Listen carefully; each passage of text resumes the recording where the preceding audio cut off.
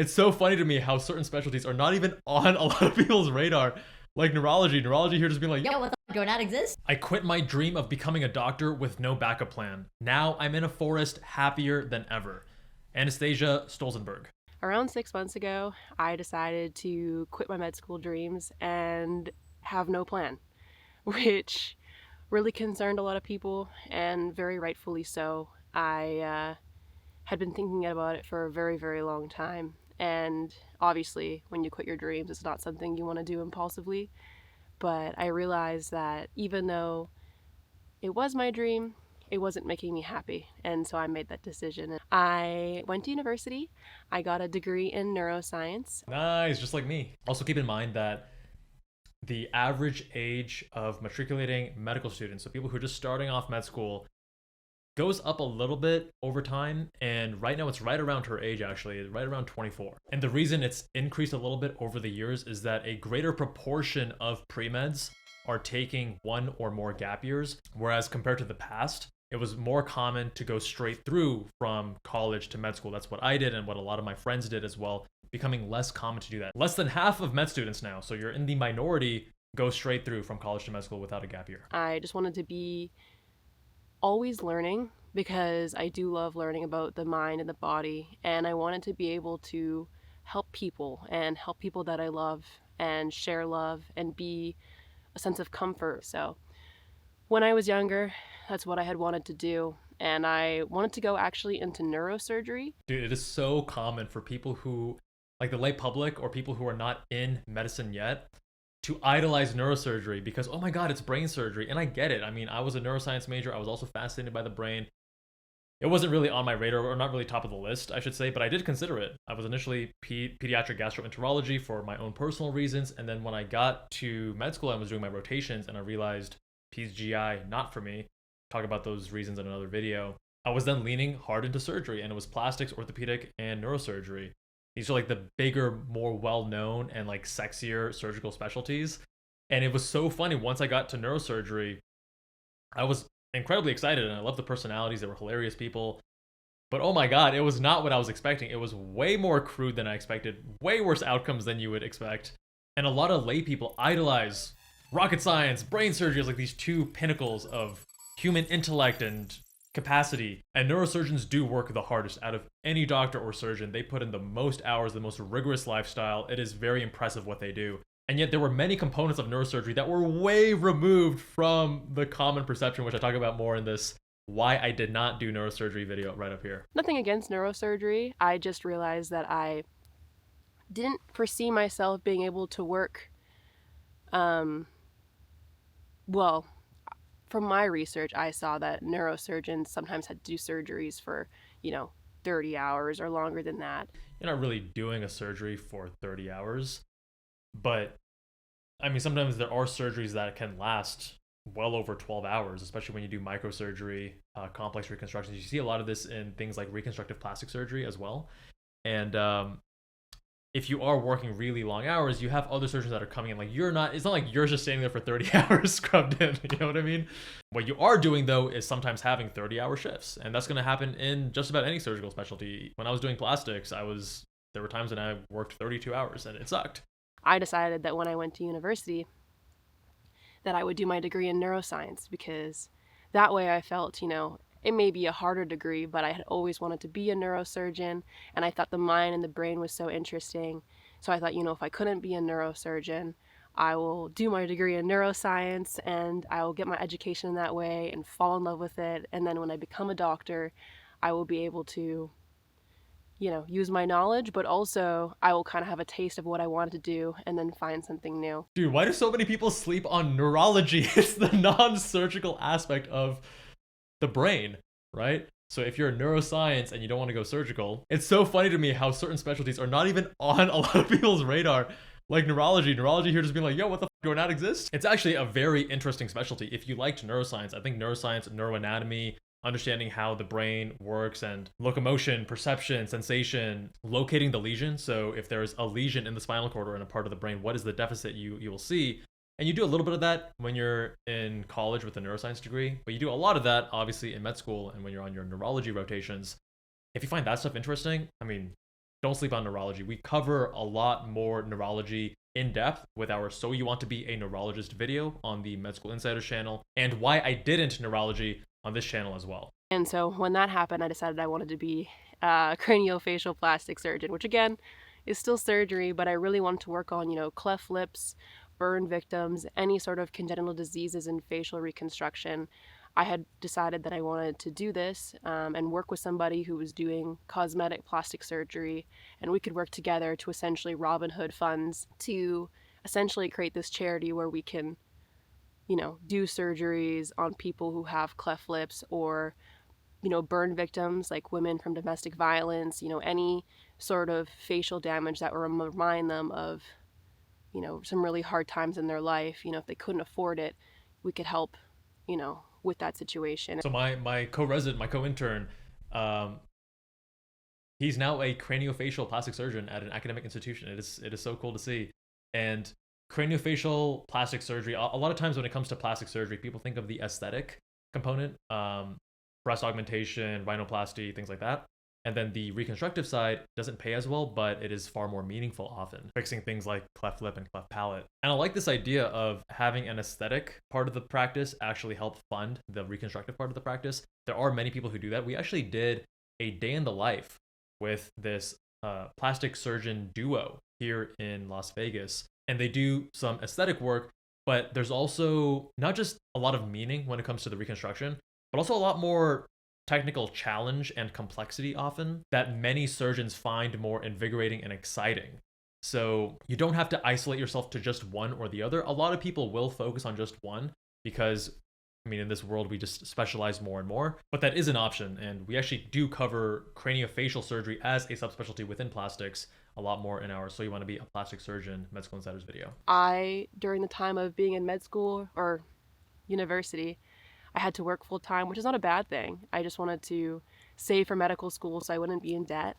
But that meant that, at a certain point in university, I was working like 3 jobs just to kind of work around my full-time schedule so that I could save up money for med school. I also worked throughout college myself, not to save for med school, but to just pay for my various college expenses, tuition, living expenses, and such. And most students who do attend medical school in the US are going to be saddled with a lot of debt. But there are ways you can reduce that. You can do scholarships. Now, a lot of the scholarships are going to be based on things that you can't control. Where are you from? What's your ethnicity, your background, stuff like that. And those actually tend to be a lot smaller. Well, some of them are a lot smaller. Some of those categories that can actually be surprisingly large. But the one that is in your control would be things like merit-based scholarships. So that's something that I really leveraged, and you can as well, where you work hard, you get great stats, great MCAT, great GPA, and so on, and become a competitive applicant. And then schools will really want you to go to their school, and they'll actually incentivize you with these large scholarships to cover all of your tuition, in my case, such that when you graduate med school, rather than having $250,000, which is the current average, insane, you can have a tenth of that, like $20,000, $30,000. And it was really good, but I found that, by the time my 4th and 5th year rolled around, I was just so sleep deprived and really depressed, actually. Yeah, sleep deprivation is going to wreak havoc on your mood, and it's hard to work a full-time job and the rigors of being a pre-med at the same time and not be sleep deprived. That's a lot. I didn't love the way school went. I didn't like how it was all about proving your learning through being better than others, or I did research for a bit and I loved it, but I didn't like how I had to be like, my research is better than your research because at the end of the day, I thought it was all valuable. And I took some classes that were really, really interesting to me. I don't think it's really about saying that your research is better than others. It's just about trying to do the best you can and comparing who you are today versus a year ago, such that, hey, last year I didn't know anything about research and now I'm actually publishing some papers and I'm doing some presentations. And I get it that it's competitive. My experience, I went to UCLA for undergrad, and it has one of the highest numbers of pre-meds of any school in the US. And there was really only one time I can remember where a student, we were collaborating in chemistry lab, and I asked him for help on a question, and then later on I found out he gave me the wrong answer on purpose. I was like, ooh, dude, that's just like, that's scummy behavior.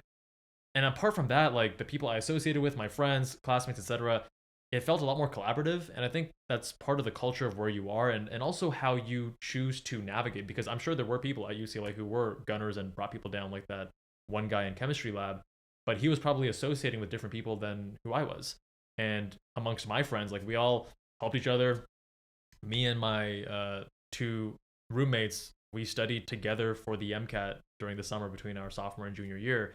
And we were just helping each other out, different study strategies, different, like, it wasn't about, we would compare each other, not to be like, oh, haha, I'm better than you. It's like, oh, cool, like that's working for you. Let me see if that works for me too.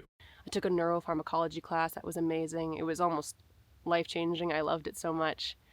And I took a biology course about moss. And I struggled with those two courses because they were so information dense that I felt like I was really enjoying my learning. But in order to get the good grades, to have a high GPA, to make it into med school, I had to change my learning style and go from enjoying the learning and deep diving into different topics to really being militant about it and trying to learn exactly what I had to know and not being able to enjoy the splendor of going deeper and really cram studying the stuff that I knew was going to be on the test so that I could get good grades. And it ended up really hurting my university experience because I find neuroscience fascinating. I love the behavioral aspects of it.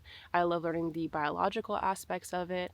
I love the daily aspects of it. So what I'm hearing is that she wanted to go deeper into certain areas in her lessons, perhaps at the exclusion of other areas, which I understand, because normally if someone's going deeper, that would only help them for the test. If you're learning about aerodynamics and physics and how it influences, projectile trajectory or race, Formula One, car racing and such, you can go into that really narrow area and deep dive.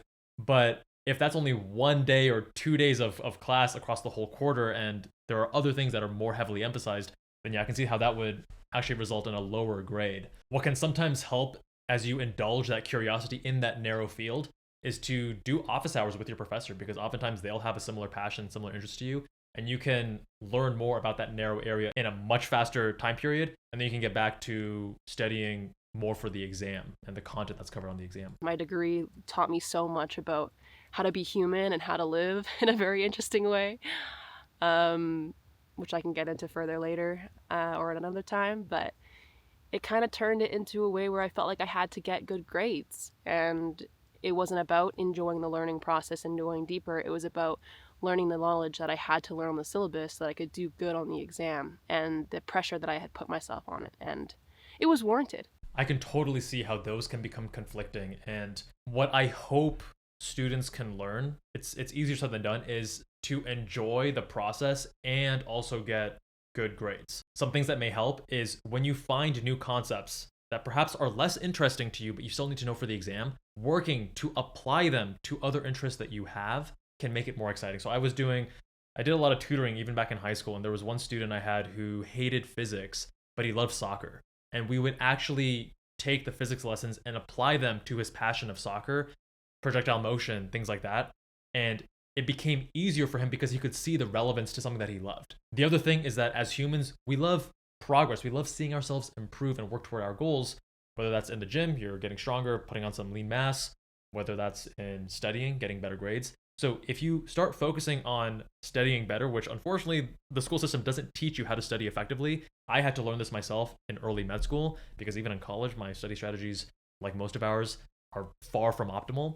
Then you'll see that, oh my God, I'm getting much better grades in less time. And it becomes this game, and it becomes this more rewarding thing because you're seeing the progress and the growth. Just like how you initially may hate working out, but then once you start seeing progress, oh, hey, this is kind of fun. Same thing with studying. I know it sounds foreign. I know it sounds crazy to enjoy studying and enjoy school, but you can get there. Trust me. That's actually how I started Med School Insiders back in 2016. It was around this passion for wanting to help the future generation study better, because all the advice I got and all the advice I was seeing on studying, I felt it was leading me astray. And then a lot of trial and error and reading research papers on learning and all that stuff, I was able to condense the evidence-based most effective study strategies in that first ever video on Med School Insiders.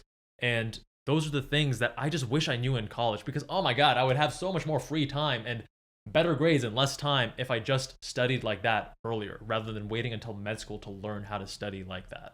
A lot of people did say at the time, you don't have to get that good of grades. It's going to be just fine. Don't stress yourself out. And I had to. And I knew I had to. And it was proven to me that I had to. And then in fourth, fifth, and 1 year post grad, 2 years post grad, I don't know, 3 years in a row, I applied to med school. And I was super excited about it. Everybody thought, I was a shoo-in. I had a very good GPA. It was like, I think, 91% average or something stupid like that. And I obviously had been working since I was 13, so I had pretty decent life experience. And yeah, I got on the wait list 3 years in a row, but I never got in. And that was a really hard thing for me because it was a dream. And every time that I applied to a school outside of BC, I would be rejected before even the next step, before even interviews. And every time I applied to UBC for the 3 years, I would make it to an interview, and I would do my interview, and I would make it on the wait list, and I would make it until the very first day of school on the wait list. And the way UBC says that is essentially, you did amazing, you deserve to be in the school. There's not a whole lot you can do better, but,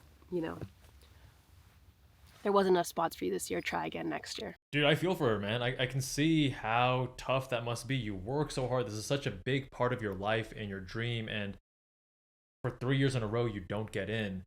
And I can see how you can feel dejected and then reconsider your choices and not even want to pursue medicine anymore. I'm not sure if that's exactly what happened here. I'm sure that was a contributing factor, right? To not get in 3 years in a row. And it's a lot of work each time you apply as well. And it's sad to see when you have people who are so passionate about medicine and they don't have the opportunity to become doctors, it feels like you're losing one of the good ones. You know what I mean? And of course, there are a lot of things that go into becoming a good doctor, not just passion and compassion, but also the knowledge and the expertise and all these things. And med schools are doing their best to try to select for that, but it's obviously not a perfect process. And when it comes to applying to med school in Canada is very, very competitive. There are just so many different factors you need to keep in mind. Med school Canadian admissions is a bit different than US Canadian admissions in a few distinct ways. At Med School Insiders, we specialize in US medical school admissions more so than Canadian med school admissions. We're going to be releasing Canadian med school admissions services in the future.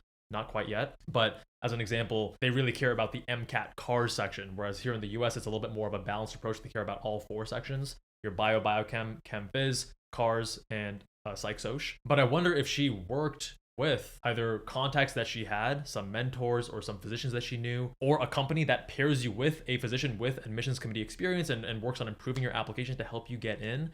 Again, we don't do that in the Canadian market just yet. We do that for US medical schools. But I wonder if the story would be different if that was the case. I rewrote my MCAT 3 times. My learning style is just not the type that the MCAT does. Every single time I would do rough on the reading section, and that's simply because... I would be careful with the phrasing here, though. I wouldn't say that, Anastasia's saying that her learning style isn't conducive to the MCAT. There's a great deal of misconception around learning styles and what does and doesn't work. And even before that, let's first talk about not getting into med school. Yes, there are certain cutoffs for MCAT, GPA, and such. So if you have a lower score, lower GPA, yes, it'll be clear cut that the reason you didn't get in was because of these things. But oftentimes, people are in the acceptable range, and there are students that have the same MCAT or sometimes even lower MCAT or same GPA or even lower GPA that do get in, but then they don't get in.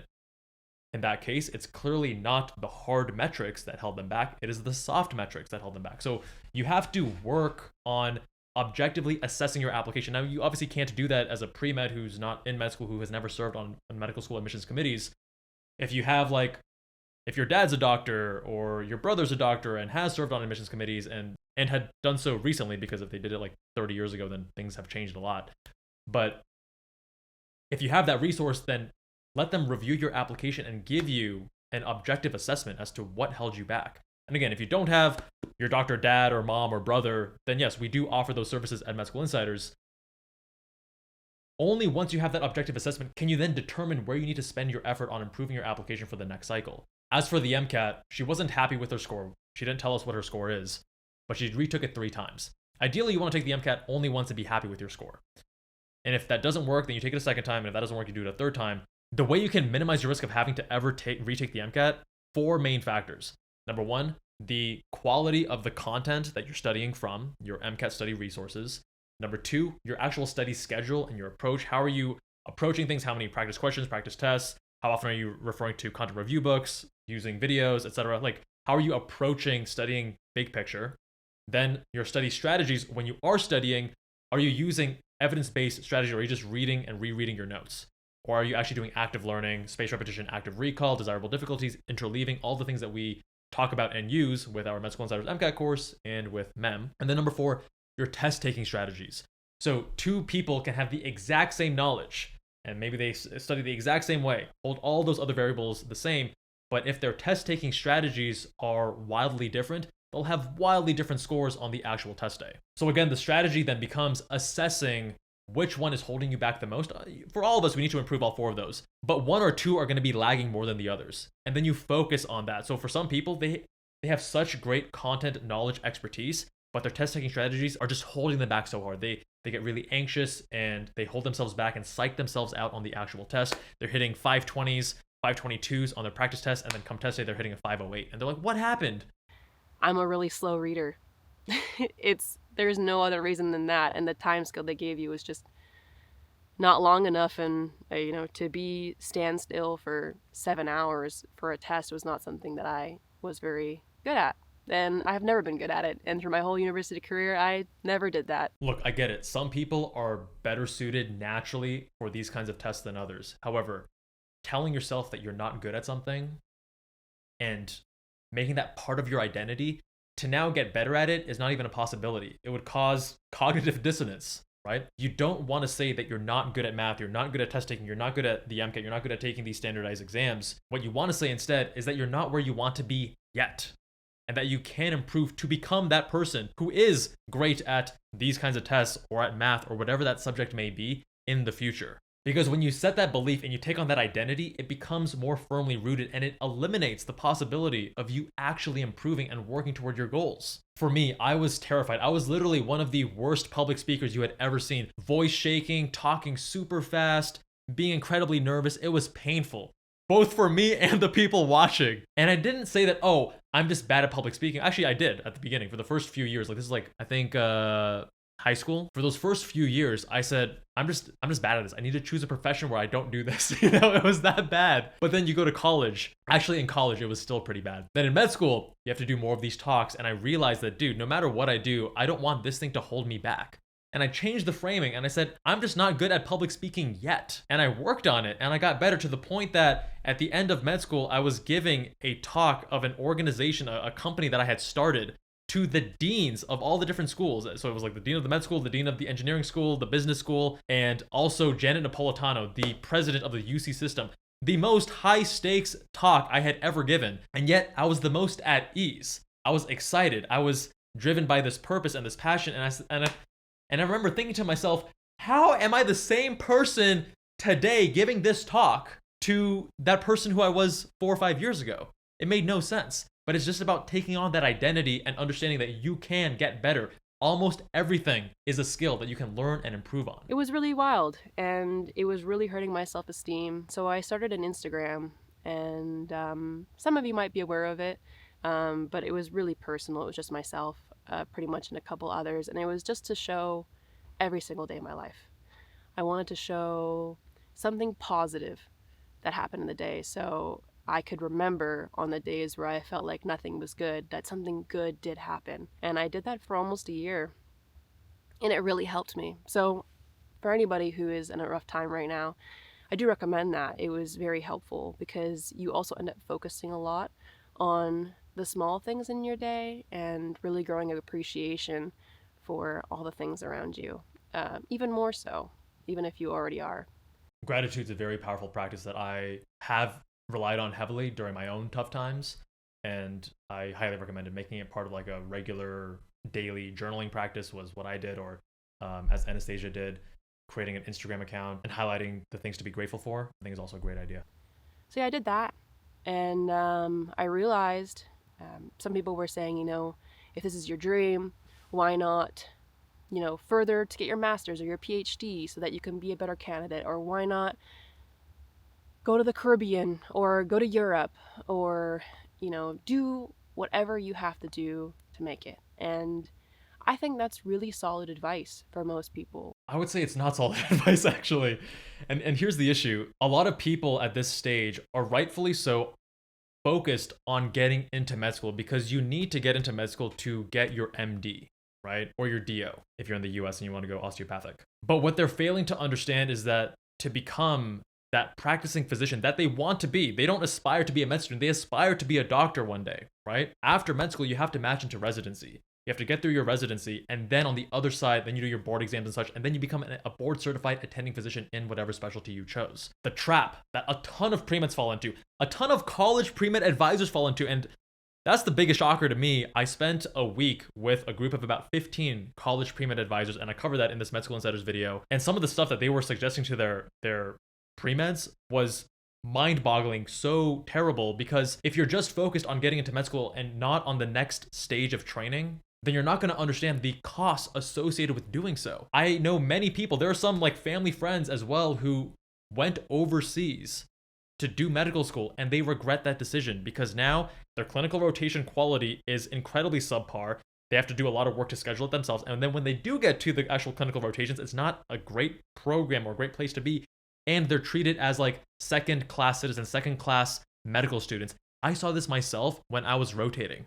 I remember I was at on my OB-GYN rotation, and the resident and the attending would talk about the other med student I was rotating with, who was an IMG, right? A US student who went overseas for med school, who was coming back and doing his clinicals and then wanting to apply to residency in the US in a very negative way, and would deprioritize him for various clinical learning opportunities. And me, being the US MD student, was getting treated completely different. And then applying into residency, you are at such a huge disadvantage that you don't realize. And you may think, hey, I just want to do family medicine in whatever community program.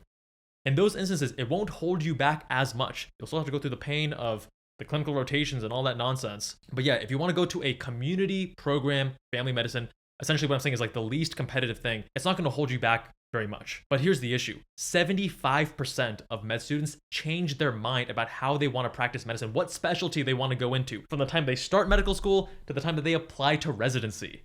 I was one of those students. It is very likely that you will be one of those students too. So you want to place yourself in a position of optionality. For the overwhelming majority of students, you should focus on getting into a US MD school. Again, I'm talking to the US pre-meds right now, more so than the Canadian students. But Canadian students do the same thing of going overseas for Caribbean med schools and such, and they have the same costs associated with them, the same cons. So to the US students, you want to focus on US MD schools. That's going to keep the most optionality.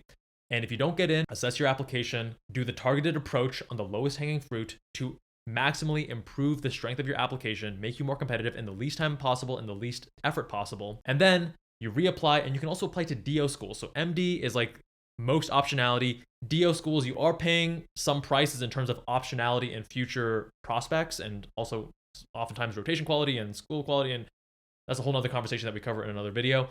And then at the very, very bottom would be these international opportunities. And I would say that very, very few students should be considering that last option and should instead take 1 or 2 years off, focus on strengthening their application, and then applying and getting into a US MD or a US DO program, with a strong preference being towards a US MD program. For me, I just couldn't do it.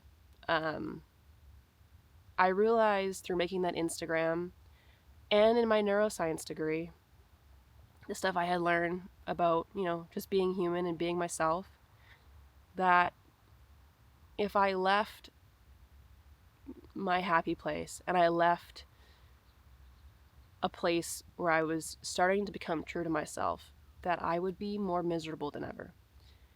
For me, the things that make me the most happy are being around family and people that I love, and showing love and giving love and being in nature. And there is no shame in changing your mind about your intended path in life. There's no shame in that. I did that, right? I was going to become a plastic surgeon. I was getting pulled in another direction, and I left plastic surgery to do medical education, medical entrepreneurship, and a few other things. That's okay. It's all about figuring out what is true to you. But what I don't want is for the students who want to become doctors, I don't want them to feel like they didn't have optionality, that they tried to get into med school, they wanted to become doctors, they tried really hard, and they couldn't do it, but it just didn't work out, and therefore they had to choose something else. I don't want that to happen. I want you to choose from a place of optionality where, yes, you can choose to go into medicine and become a doctor, or you can choose to do something else, But when you are making that choice from a place of clarity and optionality, and you can then therefore do it from a place of authenticity, you're going to be so much happier in the long run, rather than always thinking, what if? And the Caribbean is beautiful. I have been blessed and privileged to be there before. Europe is beautiful. I've been blessed. I've been able to be there before. Those places don't have my family. Those places don't have, you know, the Pacific Northwest. They don't have the mossy trees. They don't have, the ecological biodiversity that we have here. They just don't have it. And there's beautiful things, and I'm sure I'd find amazing things. But to be a full day's flight away from people that I care about, my sister who's growing up right now and is in university, my parents who are getting older, my best friends, like that would be crushing to me. And I had realized about 6 months ago, maybe before, about a year ago maybe, that a career is wonderful, but what makes me happy is beyond a career. This bums me out a bit, man, because like it's sounding as if she felt her only option was going Caribbean or Europe, and she's saying like that just wasn't on the table because she's so far away from friends and family. And I get that there's actually a lot more downsides than just not being around your friends and family when you choose those paths. But look, Anastasia seems like a connected person. I think that she understands herself. For other students, other people who are in similar situations, if you don't get into med school, like ideally you just get in the first time and you position yourself such that you can maximize those chances. And if it doesn't happen, that's okay. You can still become a doctor. Regroup. Focus on improving your application. Do what you can to improve your odds of getting in. A lot of people think that they need to have killer MCAT, killer GPA, and then every year we see this ourselves because we help these students craft these narratives and become so compelling on the soft components, even if their hard components are lacking. And you can see these students on the AAMC data, like they officially report it every year. People are like, what? How did a student with that MCAT and GPA get in? In fact, there were 15 of them? Yes, that happens every year. And you can be that person too. I just don't want you guys to feel like you don't have the agency to make that decision yourself. And again, I don't know exactly what's going on in Anastasia's life and all the details of her choice, but it does make me feel a little bit sad that it sounds like a lot of it was her not wanting to go overseas for med school. It sounds like if she was able to get into med school in Canada, she might have gone through with medicine, right? I realized that I was doing the career because I wanted to find something that was true to my values, but in order to do the career, I had to depart from my values, and it was a very difficult decision. And I struggled for it for about, the second time I applied, because it's a year process every time. I really didn't want to apply. I felt really guilty asking my references, who I cared about really deeply, to write a letter for me, because I felt like, hey, person that I really care about and I love and I appreciated my time with you, I'm reaching out to you, but I'm reaching out to you to write me a letter so that I can get into med school. And I need to be good, and I need to be on time, and it needs to be an essay. And I didn't get in, and I probably won't get in again this year, but, I need you to do it. Oh man, if you say that you're probably not going to get in again this year, don't ever have that attitude when you approach things. You are just making the unwanted outcome more likely by doing that. There's also a way to approach letters of recommendation where it is not painful and doesn't feel like a burden to the letter writer, and they're actually excited to go bat for you. And we talked all about letters of recommendation. We have a free guide linked below, and also we have a shorter, condensed YouTube video on the Med School Insider channel. Just before I found out about med school, I ended up flying to do my first solo trip. I went to New Orleans, and I had no plan. I had nothing. I just was traveling. I was just going places. I started my national park journey. I was just saying yes to everything. And then in August, when I was really having troubles because I knew that I had to do my med school applications, I actually stumbled upon a video from Goobie and Doobie. Oh God. It's so interesting how people inside of medicine, actual physicians, respond to Goobie and Doobie's video versus the lay public. And it's not because of some massive conspiracy. I do a full reaction video to Goobie and Doobie in one video, and then I have a second video where I go over the Reddit comments from actual physicians. And I think it strikes a chord because a lot of people are frustrated with modern healthcare in the U.S. I am a patient. I have Crohn's colitis. I have been a patient since I was 18 years old with a chronic autoimmune condition, and there's a lot of frustration. I mean, even just this year, my insurance changed, and it's been a huge headache, and my treatments are delayed, and yada yada yada. It sucks, but oh man, it's wild how like anything can pick up steam now. And even if there's a lot of, you know what, I'm just gonna stop right there, and you can just watch the video for my full thoughts. But And his reasonings were the exact reasonings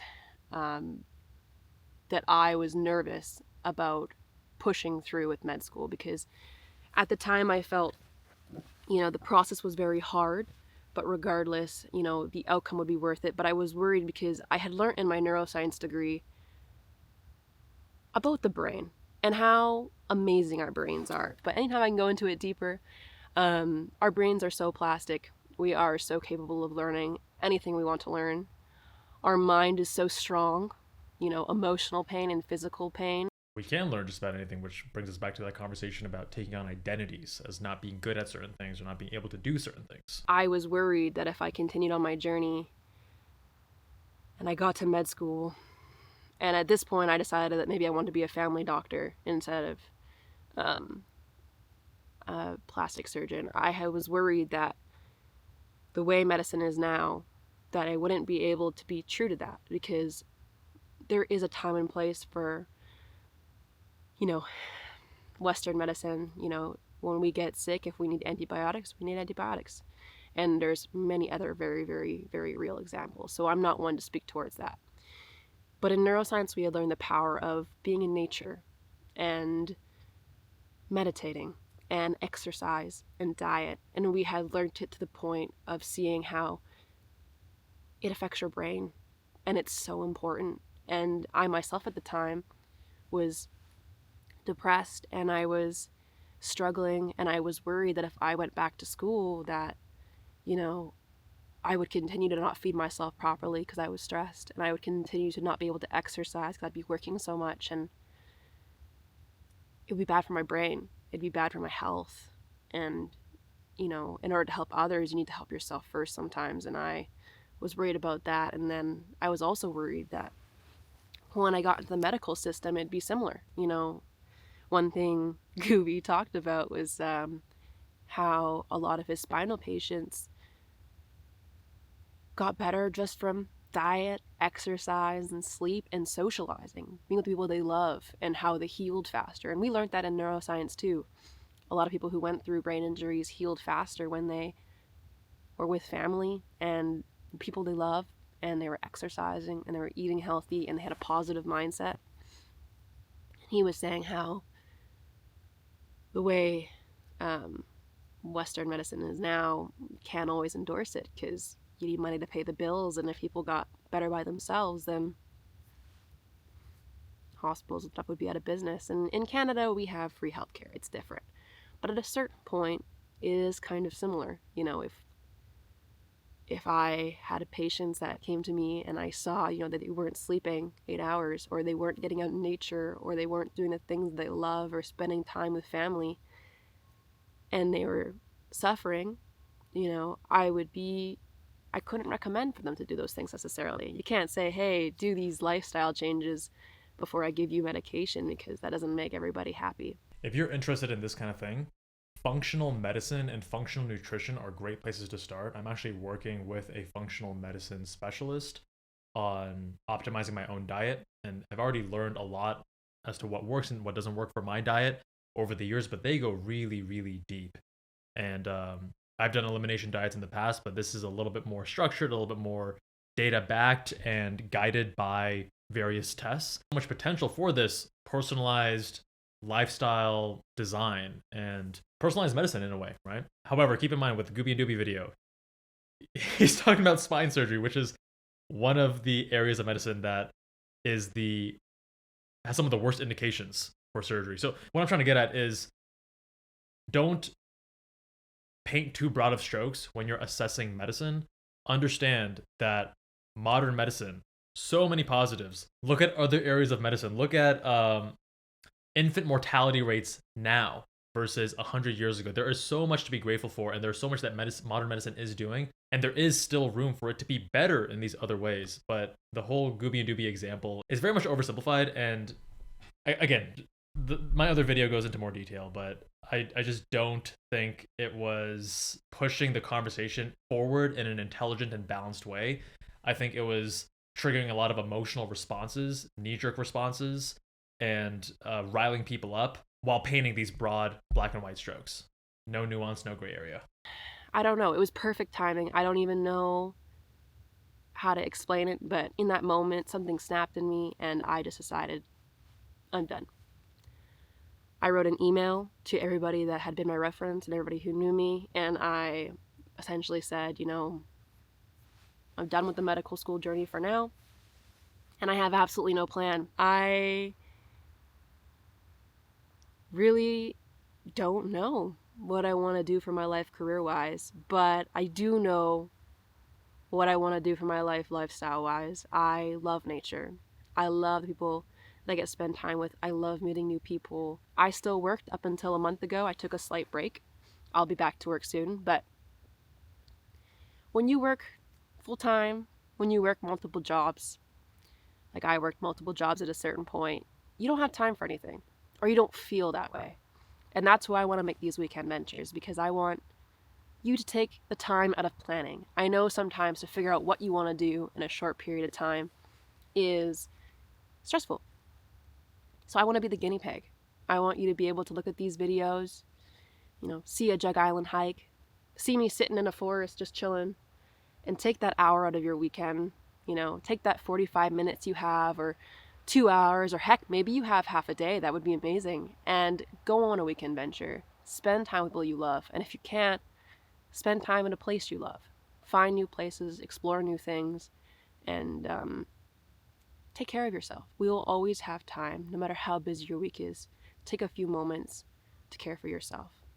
And that's really all I have to say. I think that's actually a great way to round things out. Again, there's no right or wrong, and don't let people make you feel wrong for doing a path that is different from what you initially set out to, or isn't good enough in their eyes. It looks like Anastasia has found what she values in life, how she wants to spend her time, and what her priorities are. And that's okay. Medicine, as an example, is not right for everyone. I still do have the curiosity, though, to see if in that parallel universe, if she got into med school in Canada, the first time, the second time, or the third time, would she be happy? Where would she be right now? And I always want you guys to go through life with this feeling of this agency, that you are at the source and are in control of your lives. And in certain ways, we are completely out of control. We can't control what actually happens to us, but we can control how we respond, what actions we take, what positions we place ourselves into. There is a ton of uncertainty. Some of you are going to have some terrible things that have happened to you through no fault of your own, but it's ultimately your responsibility on how you respond and how you act. And be intentional, be reflective, do the self-work to figure out what it is you want in life. And it looks like, given the experiences that she's had and the story she's telling herself, she seems happy here, and medicine was not right for her. Again, I'm curious about that parallel universe. If you're in a similar position of uncertainty, take some time, reflect, zoom out a bit, get some perspective, talk to some mentors, shadow, and not just in medicine, but other career options that you're considering too, and make the decision that's right for you. Because out of 100 students who go into medicine, I think 75 are happy, but 25 probably regret it and wish they were doing something else. Make sure you're that 25 because medicine is not right for you. I don't want you to think you're part of that group just because you can't get into med school the first, second, or third time. I want you to only walk away from it because you know it's not the career that you actually want. Anyway, I hope you found that helpful. Leave a comment below. And if you need help with your med school application, either for the first time or as a reapplicant, we can help you out at medschoolinsiders.com.